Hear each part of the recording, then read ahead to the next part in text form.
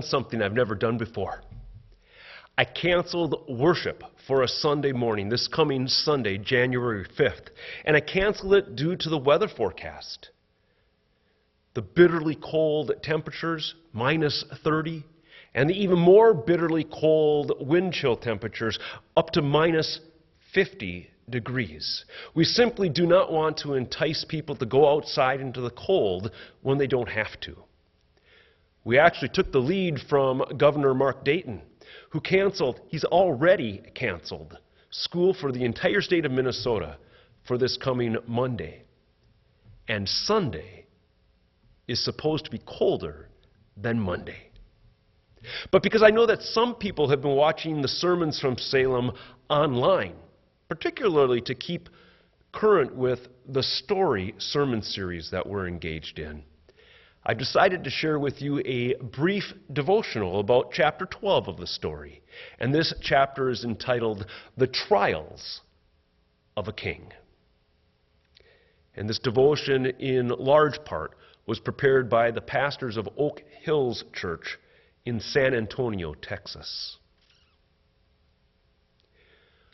When Pope John Paul II died, a man by the name of Rogers Cadenhead quickly registered the web address www.benedictxvi, or benedict16.com, thinking that this might be the name chosen by the new pope. When Cardinal Ratzinger was elected pope, he did choose the name Pope Benedict XVI, causing some to question what the Vatican should do to get the rights to that domain name. Cadenhead didn't ask the Vatican for any money. Instead, in a humorous manner on his own web blog, he suggested a few things that he would trade for. 1, 3 nights and 2 days at the Vatican Hotel, one of those bishop hats, or 3, complete absolution, no questions asked, for the 3rd week of March, 1987. Do you wonder what Rogers did that 3rd week of March, 1987? Yes, so do I. But really, does it matter? And I ask that because most of us probably have a week or a few events at least for which we'd love to have total forgiveness. We discover in the story that David, King David, did as well. One day when the army is at war, David, who is actually the commander-in-chief of the nation's military, neglects his duties and stays behind. He sees this beautiful woman named Bathsheba, seduces her, gets her pregnant, murders her husband, and tries to cover up his actions by deceiving his general and his soldiers. Then he marries Bathsheba, and she bears their child. Now, it looks for a while as if David is going to get away with all of this, but he doesn't. God sends his prophet Nathan to confront David by telling him a story about a poor man with one lamb. Now, David knows something about sheep and shepherds, so he listens. Nathan says that the poor man has a rich neighbor who needs to slaughter a lamb to feed a guest.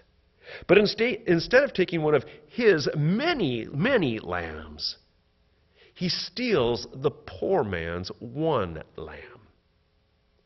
David is incensed, and he says that that man must be put to death. It's then that Nathan declares, "You are that man." Now, at that moment, David must have wished that he had bought a domain name to swap for absolution. He may have wanted to make excuses, explain things away, blame it on Bathsheba, who, after all, shouldn't have been bathing out there in plain sight.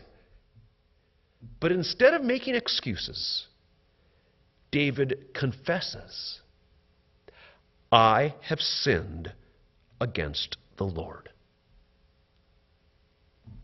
And God did with David's sin what he does with yours and with mine as well. He put it away. Listen to these words from Psalm 32, in which David describes his experience of moving from unconfessed sins to confessing them, and then to receiving forgiveness, and then praising God. This is on page 165, going on to page 166 of the story.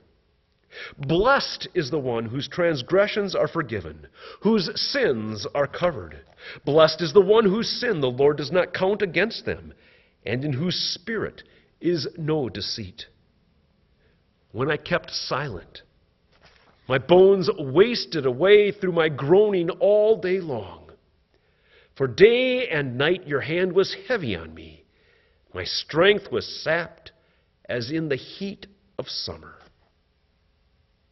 Then I acknowledged my sin to you and did not cover up my iniquity. I said, I will confess my transgressions to the Lord. And you forgave the guilt of my sin. Therefore let all the faithful pray to you while you may be found. Surely the rising of the mighty waters will not reach them. You are my hiding place. You will protect me from trouble and surround me with songs of deliverance. Many are the woes of the wicked, but the Lord's unfailing love surrounds the one who trusts in him. And then he concludes, rejoice in the Lord and be glad, you righteous. Sing, all you who are upright in heart.